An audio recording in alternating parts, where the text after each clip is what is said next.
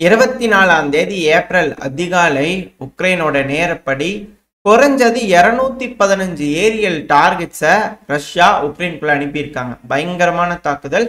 அதுவும் உக்ரைனோட கேபிட்டலான கீவ்ல 12 நபர்கள் கிட்ட உயிரிழந்திருக்காங்க. டெலிபரேட்டா ரஷ்யா சிவிலியன் வாழும் பகுதியில தாக்குதல் பண்றாங்க அப்படிங்கிற உக்ரைன் தப்புன்னு சொல்லிக்கிறாங்க. ஆனா வீடியோ பதிவுகள் பார்த்தா பெருமளவுல மஷ்ரூம் கிளவுட் மாதிரி வெடிக்குதுங்களே. இது வந்து மக்கள் வாழும் பகுதி மாதிரி தெரியல, மக்களை கேடயமா பயன்படுத்தும் பகுதி போல இருக்கு அப்படின்னு பல அனலிஸ்ட் வந்து கருத்துக்கள் இருக்கு. இது தொடர்ந்து வரக்கூடிய விஷயங்கள் தான்.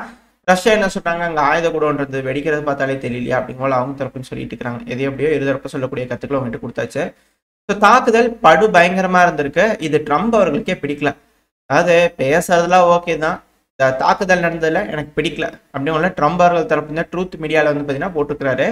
இதனால என்ன கேட்கவா போறாங்க எல்லாரும், பேச்சுவார்த்தை அப்படின்னா சட்டு புட்டு நல்லா முடிச்சு கையெழுத்து போறதுக்கு எல்லாம் கொண்டு வந்து எல்லாம் செய்யறதுக்கு வழி பார்க்கும். அதை விட்டு போட்டு இவங்க இழுன்னு இழுத்துக்கிட்டே இருக்கிறாங்க. அவங்க என்ன உட்காந்து வேடிக்கை பாட்டே இருப்பாங்களா அப்படிங்கிற கேள்விகள் பலருக்குள்ளேயும் இருக்கு. பட் இருந்தாலும் இப்போ மேற்குலக நாடுகளுக்கு அழுத்தங்கள் பெருமளவு கொடுத்துக்கிட்டு இருக்கிறாங்க இல்லையா. இப்போ மேக்ரோன் அவர்கள் தரப்பு என்ன ஸ்டேட்மெண்ட் வந்திருக்குன்னா, இங்க பாருங்க, அக்ரஸாருங்கிறது ரஷ்யா மட்டும்தான். ஸோ ரஷ்யாவுக்கு எகெயின்ஸ்டா தான் நீங்க வந்து பாத்தீங்கன்னா அழுத்தங்கள் கொடுக்கணும், எல்லாம் பண்ணணும், எங்களுக்கு வந்து நீங்களாம் பண்ணிட்டு கூடாது அப்படிங்கிற அமெரிக்க பக்கம் திரும்பி வந்து பாத்தீங்கன்னா பேசிக்கிறாங்க. ரெண்டாவது ட்ரம்ப் அவர்களே வந்து பாத்தீங்கன்னா என்ன சொல்லிட்டாங்கன்னா, இங்க பாருங்க, இந்த பிரச்சனையில ரஷ்யா ஒண்ணு உக்ரைன் ஒண்ணு, ரஷ்யா கிட்ட பேசி ஒரு டீலுக்கு கொண்டு வந்தாச்சு. இப்போ உக்ரைன் மட்டும் தான் ஒத்துக்க வேண்டியது, உக்ரைன் தான் ஒத்துக்கணும் அப்படிங்கிறது போல ட்ரம்ப் அவர்கள் தரப்புல இருந்து கெடுபடியா பேசிட்டு இருக்கிறாரு. இது உக்ரைன்ல இப்போ வரைக்கும் பேச்சு மூச்சு இல்லை. இதுக்கு கொஞ்சாரங்கோ அப்படின்ற ஒரு எம்பி, இவர் சமீப காலமா நம்ம பார்த்துட்டு இருக்கிறோம் இல்லையா. ஸோ இவர் என்ன சொல்லிக்கிறாருன்னா, இதுல டிரான்ஸ்லேட் பண்ணிக்கிறேன், கொஞ்சம் அமைதியா இருங்க, யாருங்க இந்த ஆள்லாம் வெளியே வந்து பேச சொல்றா, எங்க ஜெலன்ஸ்கி உங்களை யாருங்க கூப்பிட்டா, தயவு செஞ்சு போய் கொஞ்ச நேரம் எல்லாம் இறுக்கி கட்டிட்டு கொஞ்சம் அமைதியா இருங்க, எங்கேயாவது போய் ஒளிஞ்சிருங்க முதல்ல, எதுக்கு தேவையில்லாம அமெரிக்காக்கு எகெயின்ஸ்டா போக வழி செஞ்சுக்கிட்டு இருக்கிறீங்க, இருக்கிறது இன்னும் எச்சா போயிருங்க, மோசமான நிலைமைக்கு தள்ளப்படும், கொஞ்சம் அமைதியா இருங்க, நீங்க பேசாதீங்க, நீங்க பேசாம இருந்தாலே எல்லாம் சிறப்பா முடியும், நீங்க கொஞ்சம் அமைதியா இருங்க, நாங்க பாத்துக்கிறோம் அப்படிங்கிறது போல அவங்க தரப்புல இருந்து கொந்தளிச்சு பேசிக்கிறாரு. அதுவும் ஃபேஸ்புக்ல வந்து பாத்தீங்கன்னா வண்டியா கேட்டி தொடர்ந்து போஸ்டிவ் போட்டே இருக்கிறாரு இந்த கொஞ்சாரங்கோ அவர்கள். அது மட்டும் இல்லாம போலாண்டு தரப்பு வந்து சில மனமாற்றங்கள் நடந்திருக்கு. அதாவது ஒத்துக்கணுங்க, கொஞ்சம் கன்செஷன் ஏதாவது உக்ரைன் வந்து பண்ணணும்ல, அமைதி வேணும் அப்படின்னா பேச்சுவார்த்தையில் வந்து கொஞ்சம் பொறுத்துக்கிட்டு கொஞ்சம் இழக்கிறதுக்கு நியாயம் தானே, கொஞ்சம் அக்செப்ட் பண்ணிட்டு போகணும் அப்படிங்கிறது போல தூதா அவர்கள் தரப்புல ஸ்டேட்மெண்ட் வந்திருக்கு பாத்தீங்களா அப்படிங்கள இருக்கு. ஆனா இவருக்கு வேணுங்கிற வேலையை பார்க்க ஆரம்பிச்சிட்டாங்க. இந்த லுட்டஸ்க்கு பகுதியில் இந்த ஓலின் ஒப்லாஸ்ட் இருக்கு இல்லையா, ஸோ அந்த பகுதியில் வந்து பார்த்தீங்கன்னா 1945 காலகட்டங்கள்லேயே இனப்படுகொலை நடந்தது. அந்த இனப்படுகொலை பண்ணதுல போலீஸ் மக்கள் அங்கே அதிக அளவில் இருந்தாங்க, கொன்று குவிச்சிருக்கிறாங்க. அதுக்கான தேடுதல் பணியில வந்து பார்த்தீங்கன்னா எக்ஸ்கியூமெண்ட் பண்ணும் பணியில வந்து பார்த்தீங்கன்னா போலாந்து தரப்பு வந்து இறங்கிட்டாங்க. அப்படின்னா என்ன அர்த்தம், அந்த இடத்துல இனப்படுகொலை பண்ணது உறுதியானதுக்கு அப்புறமா அந்த பகுதியில் வந்து நீங்க உட்காந்துக்குவீங்களா, இங்க சீஸ்ஃபயர் போட்டு பிரச்சனையெல்லாம் முடிச்சதுக்கு அப்புறமா அந்த பகுதி வந்து லபக்குன்னு எடுத்துக்கலாம் அப்படிங்கிற போலாண்டு திட்டம் போட்டிருக்குதா அப்படிங்கிற கேள்விகள் வருது. இதனால புது எஸ்கலேஷன் வருமா இந்த பகுதியில, என்ன நடக்க போன்ற தெரியல. அது மட்டும் இல்லாம இந்த யூரோப்பியன் யூனியன்ல ஜெர்மனி என்னன்னா pipe stream north stream pipe line வந்து ரெடி பண்றதுக்கு என்கிட்ட ஸ்டாக்ல பைப் இருக்குன்னாங்க.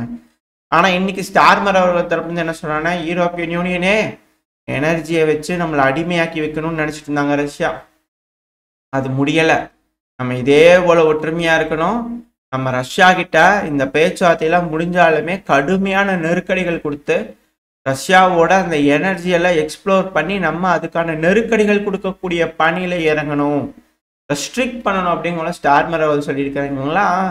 வேற ஏதோ ஒரு உலகத்துல இருக்கிறாங்களா அப்படிங்கிறது போல பல அனலிஸ்டரை வந்து வியப்பா பார்த்துட்டு இருக்காங்க. யாருப்பா நீங்களாம் அப்படிங்கிறது போல. நான் அந்த அளவுக்கு கேஸ் ரிசோர்ஸ்லாம் வந்து பார்த்தீங்கன்னா அதில் பாதாளத்துக்கு போயிட்டு இருக்கு. ட்ரம்ப் அவர்கள் வந்து பார்த்தீங்கன்னா அழுத்தங்கள் கொடுத்து இந்த பிரச்சனையை முடிக்கணும்னு நினைக்கிறது எல்லாத்துக்குமே சுமூகமா இருக்கணும் அப்படிங்கிறதுக்கு அவர் ட்ரை பண்றாரு. ஆனா இது நடக்குமா அப்படிங்கிறத இங்க இருக்கக்கூடிய கேள்வி. இதுக்கு உக்ரைன் ஒத்துக்குமா அப்படிங்கிறத இதில் இருக்கக்கூடிய கேள்வி. ஸோ வெயிட் பண்ணி பார்ப்போம். சில பல கண்டிஷன்ஸ் ரஷ்யா தரப்புல இருந்து இருக்கு.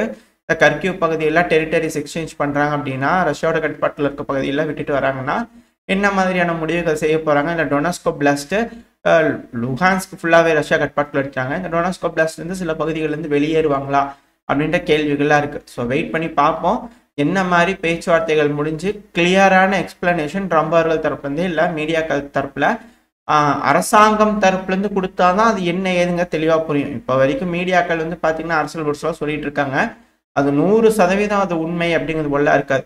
ஃபைனல் டிராஃப்ட் ஏதாவது வந்துச்சு அப்படின்னா அடுத்த பையில பார்க்க ஆரம்பிக்கலாம். ஆனால் ஓரளவுக்கு பேச்சுவார்த்தை சுமூகமாக போகிற மாதிரியான சூழ்நிலைகள் தெரியுது, தென்படுது. இருதரப்புலையும் ஒத்துக்குவாங்க போல தெரியுது அப்படின்னு சொல்லப்பட்டது. அது மட்டும் இல்லாமல் தாக்குதல் இந்த டைமில் பெருமளவில் இருந்திருக்கு இல்லையா, 215 ஏரியல் டார்கெட் இருக்கிறதுனால உக்ரைன் தரப்பு வந்து F-16 அப்புறம் மிராஜ் 2000 ரக விமானங்களை களமிறக்கி இருக்கிறாங்களாமா. ஸோ அப்படி களமிறக்கி மிக பெருமளவில் உதவியாக இருந்திருக்குன்றாங்க. ஆனால் உதவிங்கிறது உக்ரைனுக்குள்ள எல்லா இடங்கள்லையும் படுபயங்கரமான தாக்குதல் நடந்திருக்கு. அது கண் கூட பார்க்க முடியுது. வீடியோ பதிவுகள் அந்த அளவுக்கு வந்துகிட்டு இருக்கு. அது மட்டும் இல்லாமல் பவலங்கிராட் பகுதி டின்ப்ரோபெட்ரோஸ்க்குள்ள பயங்கரமான தாக்குதல் நடந்திருக்குன்னு உக்ரைன் தரப்புலேருந்தே சொல்லிட்டு இருக்கிறாங்க. வீடியோ பதிவுகள்லாம் வந்துகிட்டு இருக்கு. அதில் ஒரு சைடு இருக்கும். இப்போ கீழே வந்து பார்த்தீங்கன்னா F-16 வந்து திரும்ப திரும்ப பறக்கிற மாதிரியான வீடியோ பதிவுகள் வந்துகிட்டே இருக்கு.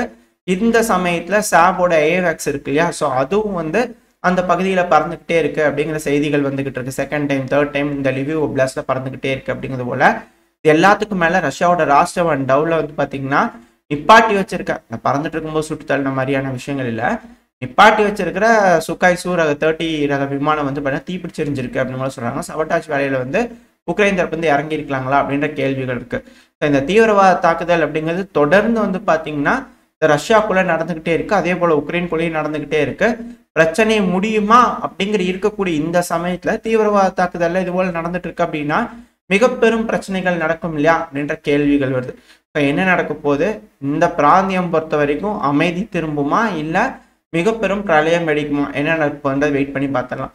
அப்படியே நம்ம இந்தியா பாகிஸ்தான் கிட்ட வந்துட்டோம் அப்படின்னா லான்ச் பேட்ஸ் எல்லாம் வந்து பார்த்தீங்கன்னா நம்ம தரப்புல இருந்து ஐடென்டிஃபை பண்ணிக்கிட்டு இருக்கோம். ஸோ அந்த லான்ச் பேட்ஸ்லாம் வந்து பண்ணாங்க 300க்கும் மேற்பட்ட தீவிரவாதிகள் இருக்கலாம் அப்படிங்கிற ஐடென்டிஃபை பண்ணிட்டு இருக்காங்க. ஸோ அந்த லான்ச் பேட்ஸ்லாம் வந்து பார்த்தீங்கன்னா குறி வச்சு தாக்குதல் பண்ணலாமா அப்படிங்கிற முடிவுகளில் இந்தியன் ஏர்ஃபோர்ஸ் இருப்பாங்களா இல்லை கிராஸ் பார்டர் அட்டாக் பண்ணுவாங்களா அப்படின்ற எதிர்பார்ப்புகள் பலதும் இருக்கு. இதுக்கு இந்தியாவோட ராணுவம் எந்த மாதிரியான பதிலடிகள் கொடுக்க போதே, இல்லை பாகிஸ்தான் அக்ரஸராக மாறினதுக்கு அப்புறம் நம்ம அட்டாக் பண்ணுவோமா, ஏன்னா நம்ம பேச்சுவார்த்தைக்காக கூப்பிட்டுருக்கோம். பேச்சுவார்த்தைக்கு வந்து இந்த இண்டஸ் வாட்டர் ட்ரீட்டியில் வந்து ப்ராப்பராக பேசி சுமூகமாக முடிச்சுக்கிட்டு இதுக்கு மேலே தீவிரவாத தாக்குதலாம் பண்ண மாட்டோம், பேசி எல்லாத்துக்கும் செட்டில்மெண்ட் பண்ணாலும் பேச்சுவார்த்தைக்கு வந்தாங்கன்னா பரவாயில்ல.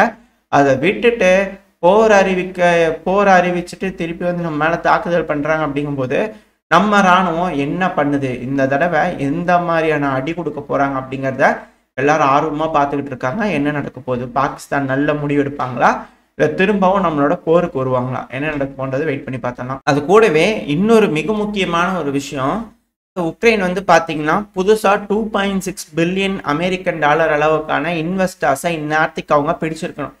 அப்படி அவங்க ஃபெயில் ஆகிட்டாங்க அப்படின்னா இப்போ வரைக்கும் கிடைக்கல யாருமே உக்ரைனை ரீகன்ஸ்ட்ரக்ட் பண்ணுறதுக்கு. ரீகன்ஸ்ட்ரக்ட் ஆகி அது மேலே எந்த ஒரு தாக்குதலும் நடக்கலை, அதெல்லாம் செக்யூர்டாக இருந்ததுன்னா மட்டும்தான் அதுலேருந்து ரெவென்யூவை ஜென்ரேட் பண்ண முடியும். ரெவென்யூவை ஜென்ரேட் பண்ணால் மட்டும்தான் உக்ரைனால இந்த மே மாதத்துக்குள்ள $600 மில்லியன் கிட்ட வந்து பார்த்தீங்கன்னா தொகையை கட்டணும். அப்படி இல்லைன்னா இந்த நாடு கடன் வாங்கிட்டு காசு கட்ட மாட்டேங்குது அப்படிங்கிறது போல டிஃபால்டர்லாம் வந்து பார்த்தீங்கன்னா மாறிடும். ஒரு வேலை அப்படி நடந்துருச்சு அப்படின்னா எந்த நாடுமே இந்த நாட்டை நம்பி இன்வெஸ்ட் பண்ண மாட்டாங்க. ஸோ இது உக்ரைனுக்கு மேலும் மேலும் பின்னடைவாக இருக்க போது இந்த டைமில் ட்ரம்ப் அவர்கள் அழுத்தங்கள் கொடுக்குறாரு. ஸோ உக்ரைன் நல்ல முடிவு எடுக்குமா இல்லை என்ன மாதிரியான முடிவுகள் வரப்போது, ஜெலன்ஸ்கி அவர்கள் அழுத்தம் திருத்தமாக இருக்கிறாங்க.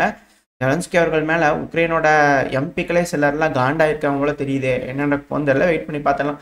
ஓரளவுக்கான தகவல்கள் இந்த பதிவில் பார்த்துருப்போம்னு நினைக்கிறேன். இதோட இந்த பதிவை நான் முடிச்சுக்கலாம். இந்த பதிவு எப்படி இருந்துச்சு, உங்களுக்கு பிடிச்சி நான் லைக் பண்ணிட்டு உங்கள் ஃப்ரெண்ட்ஸ் ஃபேமிலியோட ஷேர் பண்ணிக்கோங்க. அது கூட மறக்காம இந்த பதிவு பற்றி உங்களோட கருத்துக்களை கமெண்ட் செக்ஷனில் சொல்லுங்கள். இந்த பதிவு நல்லா இருக்கும்னு நம்பிக்கையில் அடுத்த போய் உங்களை சந்திக்கிறேன். Stay safe, by.